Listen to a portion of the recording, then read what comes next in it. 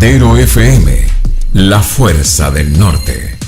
Carlos, hay temas que se han tomado la agenda en Chile, particularmente con lo que tiene que ver con un asunto que tiene una alta incidencia emocional y también de apoyo que ha suscitado en la comunidad, que tiene que ver con este tema del aula segura, que se ha entrampado digamos, por las visiones que hay respecto de esto y cómo se sostiene finalmente un tipo de argumento jurídico para contrarrestar, el jurídico legal, digamos, como ley, para poder contrarrestar todo esto que está ocurriendo como mala señal en las escuelas o en algunos colegios, particularmente los emblemáticos, donde, digamos, se patea a policías, a carabineros, se rocía con benzina a profesores, directores, se amenaza a la comunidad escolar, se amenaza al centro de padres y apoderados. Esta aula segura versus lo que quiere más bien la concertación, la oposición, las oposiciones, si tú prefieres, respecto a esta aula democrática, etcétera. ¿Cuál es tu visión y qué debe hacer el Estado frente a una circunstancia como esta, mi distinguido Carlos? Hay dos principios, hay dos grandes valores que están en tensión en esta materia, representados por un lado por el gobierno y por otro por la oposición, que muy bien tú señalas, más bien parece ser las oposiciones, un sentido plural, porque hay corrientes muy encontradas y además que no tienen muy buena relación entre ellas también. ¿Cuáles son estos dos valores o estos dos principios? El orden y una exacerbación de la libertad. Un concepto de libertad que por momentos, cuando no se maneja adecuadamente, le ha pasado muchas veces ya a la centroizquierda en Chile y en el mundo, se transforma en un libertinaje sin ningún control. ¿Qué es lo que parece estar ocurriendo en la juventud chilena? Al no haber límite, al no haber algo que sea referente y no haber una autoridad legitimada, entonces se transforma la libertad en un libertinaje donde hay algunos que creen que pueden hacer lo que se les antoje porque es parte de su libertad, sin entender que la libertad se acaba cuando atropellan la libertad de los demás. Por un lado, el gobierno exacerba la intención de poner orden. Ha ido avanzando, yo diría, positivamente. A mí me tiene bien impresionado, particularmente la labor que se está desarrollando por la ministra de Educación. Ha tenido capacidad y también una cierta oportunidad para avanzar en su agenda. Pero veo claras intenciones de obstaculizar, enfatizando los aspectos democráticos, el aula democrática. El aula no puede ser democrática. El aula tiene que ser un aula donde se establezcan ciertos límites en los cuales la gente se puede mover y dentro de esos límites tiene plena libertad. Se puede sacar un 1, se puede sacar un 7, pero no podemos en torno a la idea de esta cierta equidad, de esta cierta democracia, esta cierta solidaridad, permitir que cada cual haga lo que se le antoje. En eso la izquierda ha tenido una secuela de fracasos mundiales y me parece a mí muy penoso que esa situación se pretenda introducir una vez más en Chile. Ya en la justicia la izquierda dejó un desastre, porque los delincuentes hoy día tienen más protección que los ciudadanos que pagan los impuestos y que sostienen todo el andamiaje, entre otros, de los propios políticos. Bien. Ahora, ¿cuánto de razonable pudiera parecer el argumento, Carlos, que tiene que ver con los que están detrás de esto?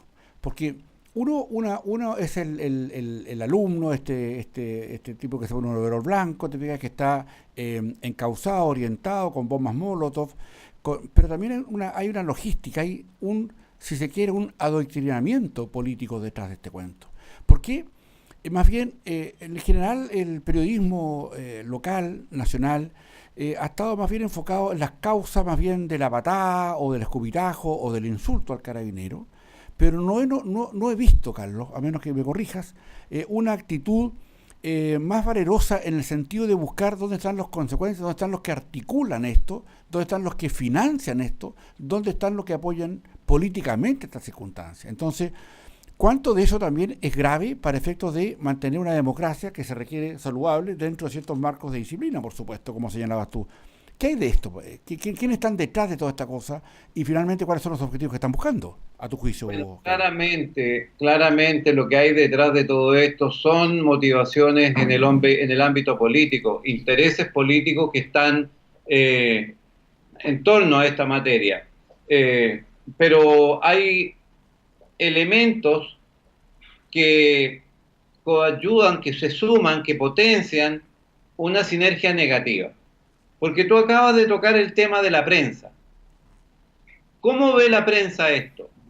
La prensa, la televisión, las comunicaciones en general, entienden esto, especialmente la televisión y especialmente la televisión chilena.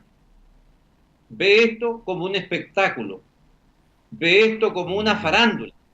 O sea, mientras haya violencia, patadas, escupitajo, agresiones, todo eso es fantástico. Ellos lo muestran y se quedan hora y media mostrando estos verdaderos atropellos al buen criterio, a la prudencia. ¿Hasta cuándo?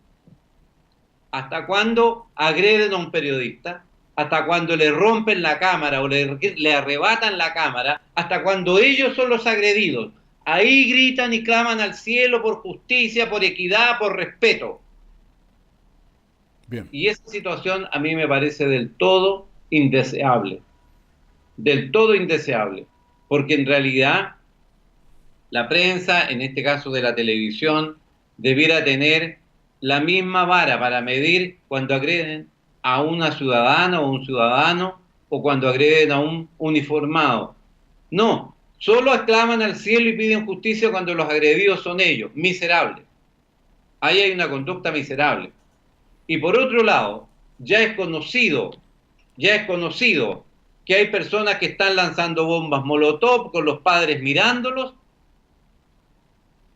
y basta que digan ellos, es que el carabinero me agredió, y la noticia deja de ser el joven lanzando bombas molotov con su padre detrás o su madre protegiéndolo, y entonces la noticia se transforma en que el orden estatal, el uniformado, agredió a esa pobre víctima que estaba lanzándole a ese mismo policía bombas molotov. Entonces, aquí hay una situación de desproporción. ¿Pero por qué se produce todo esto? Porque finalmente el legislador es el mediocre, el legislador es el que no ha regulado estas cuestiones con claridad. Libertad toda dentro de estos límites. Si usted le lanza una bomba o una bala o un perdigón con onda, que es lo mismo que disparar una bala a un uniformado, a una persona, a un ciudadano, se le acabó la libertad, señor. Estos límites no están definidos. Dicho entonces en simple y en castellano comprensible para cualquiera, hay un ámbito de impunidad, hay un ámbito de permisividad, y hay un ámbito de hipocresía. Permisividad por el Poder Judicial, pero el Poder Judicial no hace sino aplicar leyes. ¿Qué hace el legislativo? Y el legislativo en esto se le fue la mano en el tema de los derechos y dejó pendiente el ramo de los deberes y las obligaciones que deben cumplir estos jóvenes que reclaman tantos derechos y que no están dispuestos a darle respeto a nadie. Quieren todo el respeto para ellos, pero no miran el respeto que deben hacia la sociedad. Y voy a agregar algo más.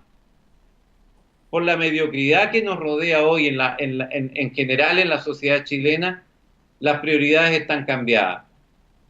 Llevamos 4 o 5 años hablando de los jóvenes y sus derechos, mientras tenemos millones, al menos 8 a 10 millones de chilenos que viven bajo el nivel de la pobreza porque sus jubilaciones no les permiten vivir dignamente después de haber entregado una vida de trabajo a este país. Bien. Claro, esto no es muy considerado por parte de la autoridad, particularmente del Parlamento, porque yo creo que no saben nada de la pobreza.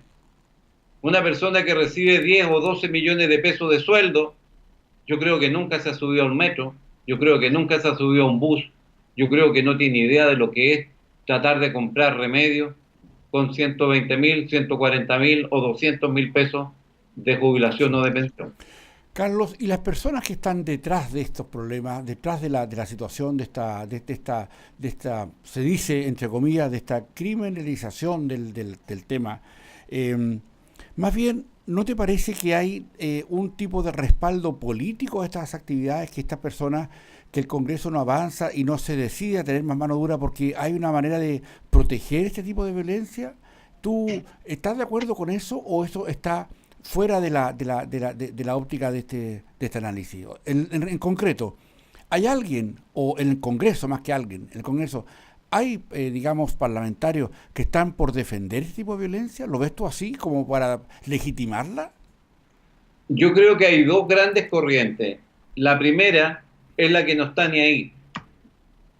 No le preocupa, no es un tema prioritario para ellos. Mientras no los agredan a ellos, mientras no los apedreen a ellos, mientras no les pongan a ellos la presión, les importa bien poco lo que esté pasando en este ámbito de la violencia social o la violencia callejera.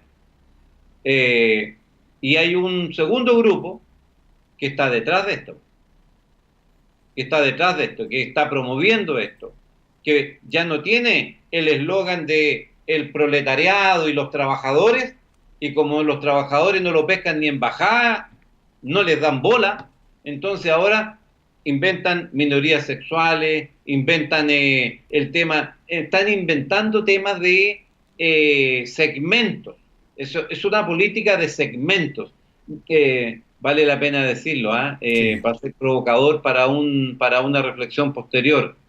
Mi opinión, Percy, es que estamos observando los últimos estertores, las últimas manifestaciones de una política agónica de la sociedad industrial, es decir, la típica política que conocimos en Chile, porque cada día más la política va a salir de este espacio y va a salir de los partidos políticos y se va a trasladar a la calle y se va a trasladar a las redes sociales y se va a trasladar a los networks, a las redes, y se va a trasladar al internet.